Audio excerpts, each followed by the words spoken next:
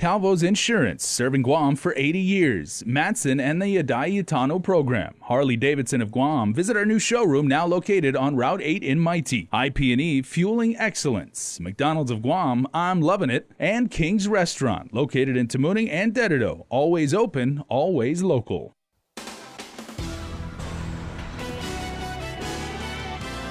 Coming up on Guam's primetime news, a bill aimed at home-cultivated marijuana for medicinal purposes hits session floor. Nestor Lecanto has full details. And 3 weeks after Typhoon Mangkhut, 19 residents remain at the Estumbo shelter. Carmen Victoria Tolahi reports from up north. And the very latest with the Department of Education's custodial contracts. Hafa everybody, to you and yours, especially to all of our online viewers streaming us worldwide. Well, a bill to authorize homegrown marijuana for medicinal purposes is up for debate at this week's legislative session. It's meant to be used as an interim measure until the government finally implements the law passed almost 4 years prior by way of a voter referendum. But as our Nestor Lecanto reports in tonight's lead story, some of your senators still have concerns. The bill by Senator Luis Muñoz would allow qualified patients or their certified caregivers to grow a limited amount of medicinal pot under controlled conditions. One of the first amendments to the bill was to increase the number of mature and juvenile plants allowed, but according to Senator Michael Sanicolas's math, it was much too much. 36 plants for one patient at any given moment. How can we not be concerned that the product is going to make its way into the market for purposes other than medicinal use? Sanicolas says that detracts from the main purpose of implementing the medicinal marijuana law. But amendment supporter Senator Fernando Esteves strongly disagrees. It's been said time and time again. Just a point of information, the data is there. If you just add up the numbers in the amendment, it's 36 plants. I have the floor, Madam Speaker. Yes, you do. But it's been said time and time again. Only a mature flowering plant can provide the medication. Everything else is a weed. Everything else is useless. So to throw out this number to scare the public, 36 plants out there going out increasing drug use on the island, is ridiculous. But the amendment to increase the authorized number of plants failed. We're trying to make this bill as perfect as possible. And in the meantime, the people that we're actually trying to serve with this bill are waiting. So, like the previous speaker said, let's honor our people's request. 4 years later, they still don't have it. They don't. The debate was cut short and the session abruptly recessed. Debate continues on Wednesday. For Guam's News Network, I'm Nestor Lecanto. And now to a video making its way around several group chats in our island community as a man is listed in stable condition after a crash along Harmon Industrial Park around lunchtime today. You might have seen or received this video circulating on social media outlets with the man on the ground operating a motorcycle. According to Guam Police Department spokesman Officer Paul Tapao, preliminary reports suggest the motorcyclist and a black Hyundai Santa Fe collided. No arrests or citations have been issued at this time. Well, a former staffer of the Guam Police Department has entered a plea agreement with the government. Ovita Nauta worked as secretarial staff in the chief's office when she allegedly stole money from the agency. In court Tuesday, she pleaded guilty to issuance of a dishonored check and official misconduct, both as misdemeanors.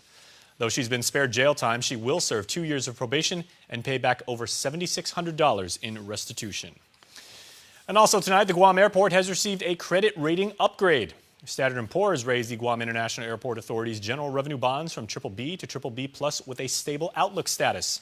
The airport says the upgrade reflects S&P's opinion of a strong financial risk profile, with Executive Manager Chuck Ada adding, the rating validates the authority's prudent fiscal management, all the while meeting the agency's operational needs and exceeding standards imposed on them by the FAA and other regulatory agencies. We are just getting started, everybody. Please keep watching and keep streaming because Primetime continues right after these messages.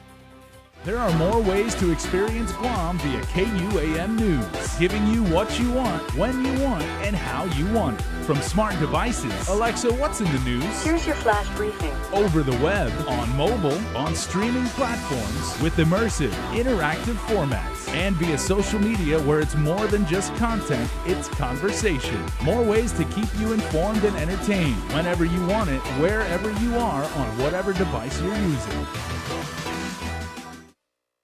Cheers to 80 years! It's our 80th anniversary and the gifts are on us. 80 gift certificates, 8 shopping sprees, 8 staycations, and 1 round-trip flyaway for 2 to Manila. So how do you enter? Calvo's Insurance personal home and auto customers are automatically entered. Non-Calvo's customers may enter by receiving a qualified quote. It's our way of saying thank you for trusting us for the past 80 years. For more details, visit calvos.com/giveaway or call 472-6816. Calvo's Insurance, serving Guam for 80 years. It is one man lives enough to trust. Saying those words like you hate me now. Don't be afraid of these thunderclouds.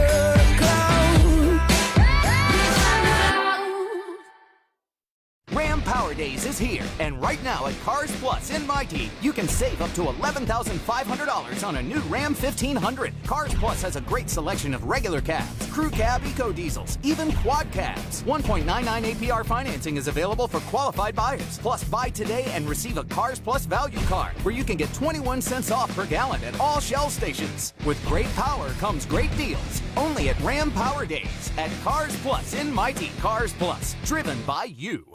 I know a thing or two about chicken, and I love these new honey barbecue glazed tenders. Maybe because they're sweet, like me. He's just gonna love this.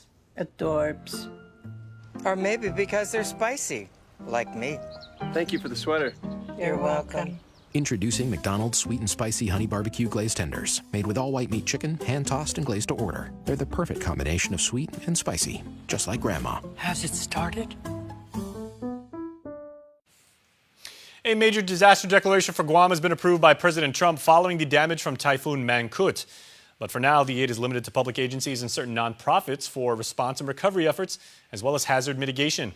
AdLoop says the request for individual assistance remains under review, as Governor Calvo said by way of a statement, quote, "I do believe the people of Guam suffered a great deal. I look forward to a favorable decision from the president."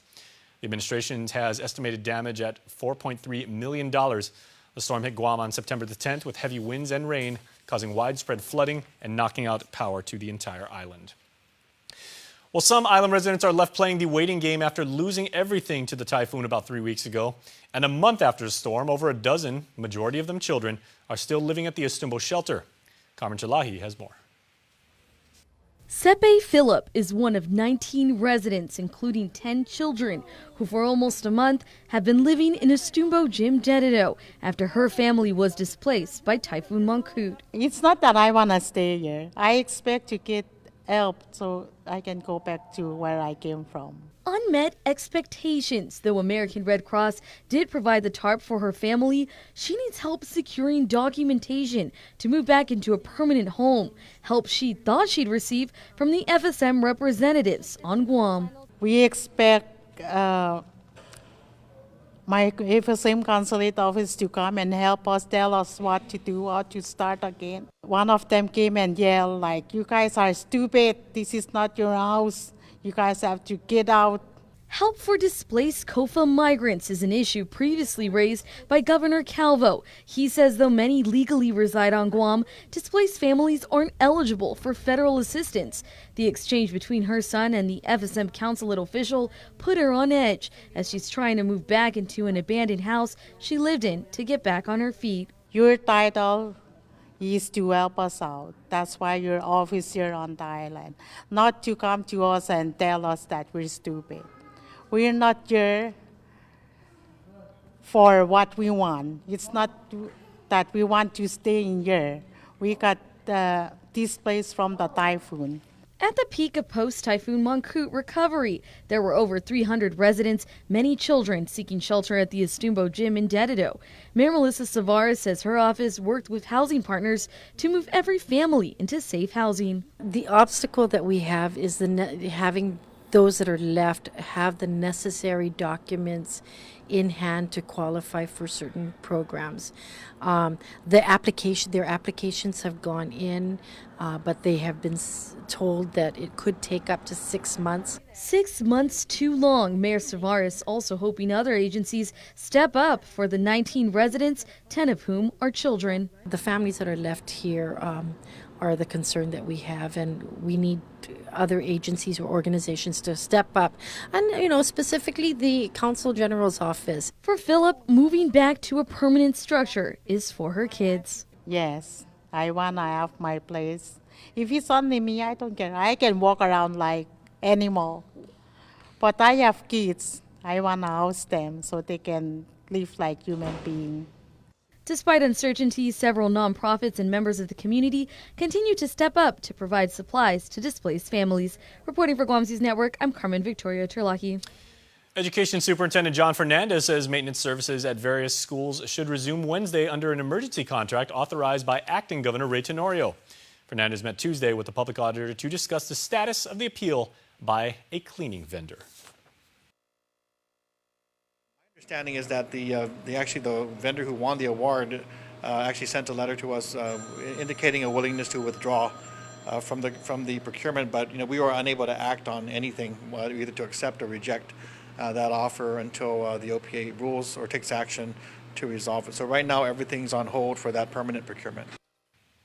Fernandez says the emergency contract is good for 30 days, and if the matter is not resolved by then, they'd have to go through the same process for another 30-day emergency procurement. But there may be another option wherein the schools take over the cleaning by themselves. I had some positive feedback. They said maybe this is something we should be exploring. The kids seem to have a good time taking responsibility for certain roles. So, maybe some of the schools would choose to, in the future, pilot this, this project that we have where they go ahead and do the in-house cleaning themselves and get some of the funds that we were paying the custodial vendors. The superintendent concludes by saying the schools could then use the money for more instructional supplies and equipment for the teachers as well as the students. In other news, do you have any information on a series of dog killings up in the island's northernmost village? Guam Animals in Need in Jigo will reward $1,000 for information leading to an arrest or grand jury indictment in the case. We've previously reported that Pugwa the dog was found shot to death last Thursday. Pugwa's killing follows 3 other cases of pets along the same stretch of street, also being shot, 2 of whom were killed. The donor of the cash reward wishes to remain anonymous. GAIN Board President Cyrus Lur says someone trespassed onto private property with a loaded gun and brutally, he writes, executed a family pet. This violent person is still on the loose, and these families are afraid for their safety as well as the safety of their pets. That again, Cyrus Lur from GAIN. A person of interest has been identified as a 6-foot person, 200-pound Chamorro man with tattoos and short black hair, who was last seen in the area last Wednesday, pushing a stroller with a pregnant woman and a pair of young children. Anyone with information is urged to call Guam Crime Stoppers. Their number is always 477-HELP. That's 477-HELP. You can also text them at 486-HELP. Elsewhere tonight, known for his powerful sermon during the royal wedding, presiding Bishop Michael Curry was recently on Guam for a speaking engagement hosted by St. John's Church and School.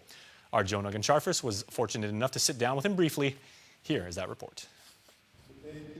The Most Reverend Michael Curry is the 27th presiding bishop and primate of the Episcopal Church. Elected in 2015, he is the first African American to serve in such capacity. But most probably know presiding Bishop Curry for his passionate sermon during the infamous wedding that took place in St. George's Chapel at Windsor Castle. According to Curry, the decision to have him part of the royal wedding was Prince Harry and Meghan Markle's idea.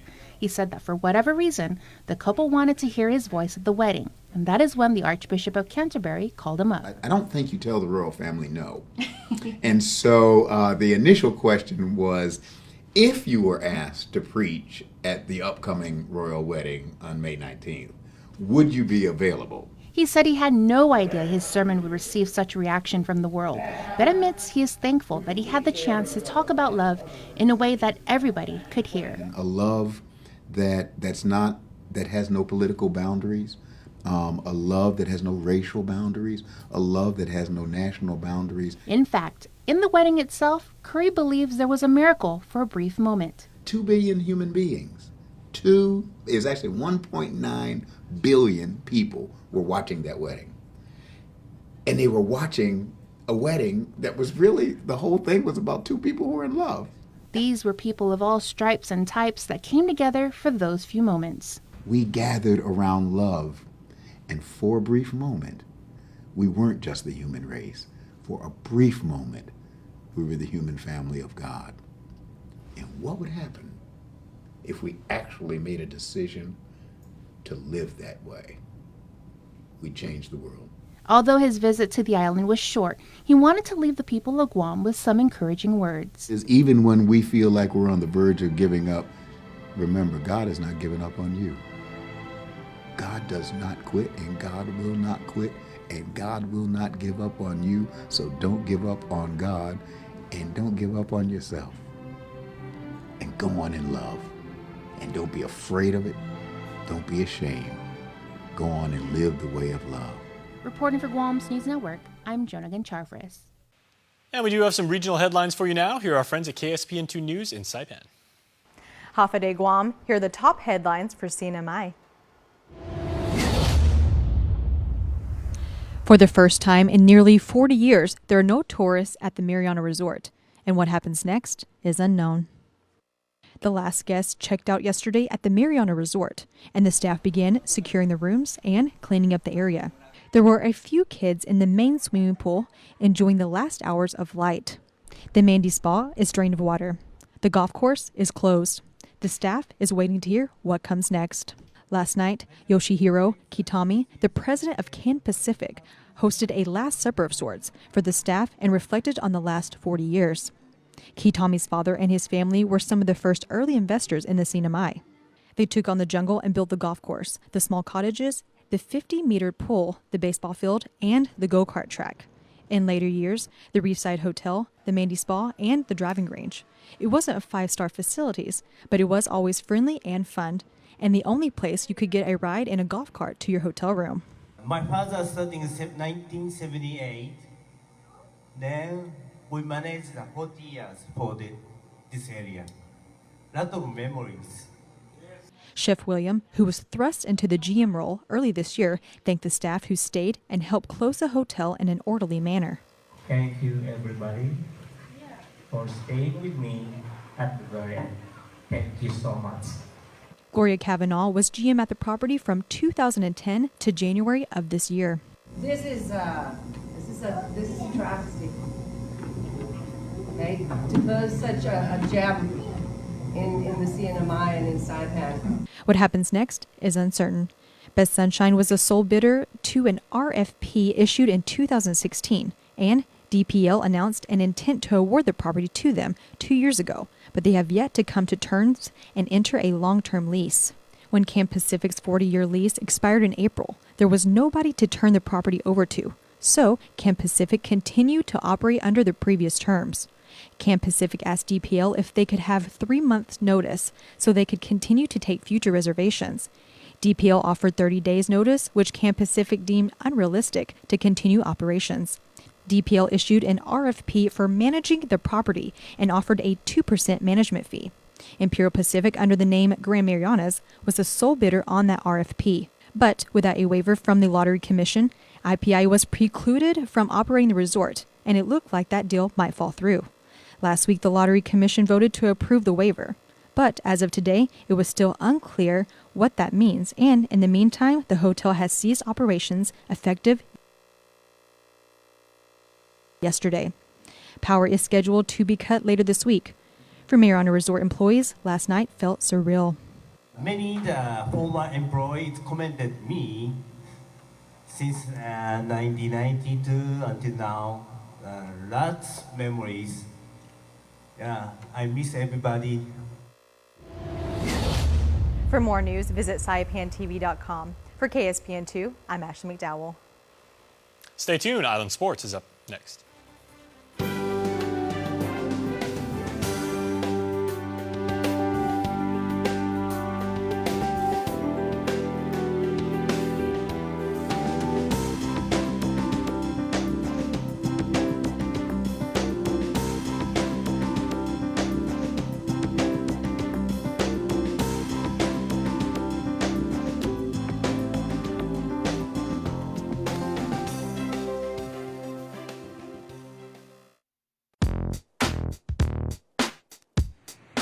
How easy is it to redeem points using the rewards feature on the Alpha Plus app? I'll show you.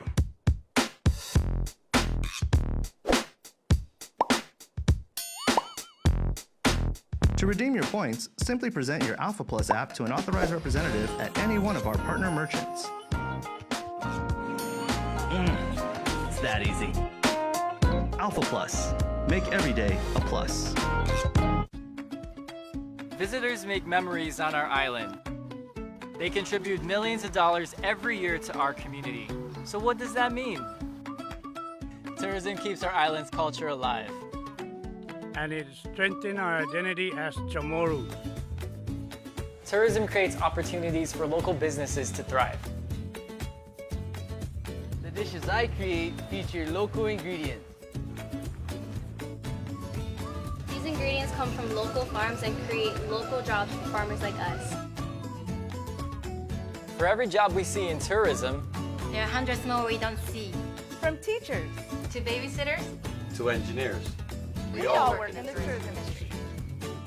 Our visitor industry benefits everyone.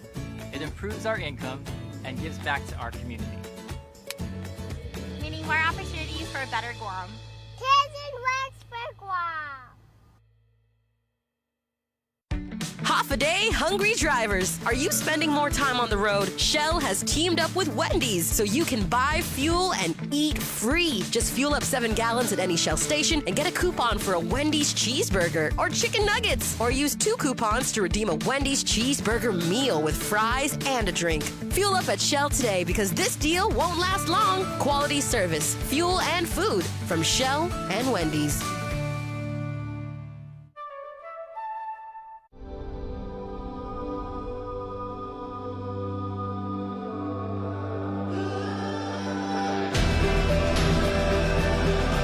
It's just amazing to see the marathon grow year after year. This is the 6th year and it keeps getting bigger and better. And this race really encompasses everything that Guam's about. It's really bringing together visitors and our local people for a world-class event. And it's the best thing that we do every year.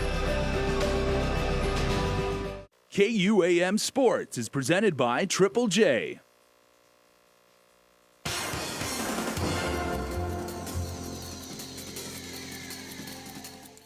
What's up, Guam? Dave Delgado here for KUAM Sports, brought to you by Triple J. We'll get you some youth football highlights in just a bit, but first off, some high school football between the JFK Islanders and Simon Sanchez Sharks. Check it out.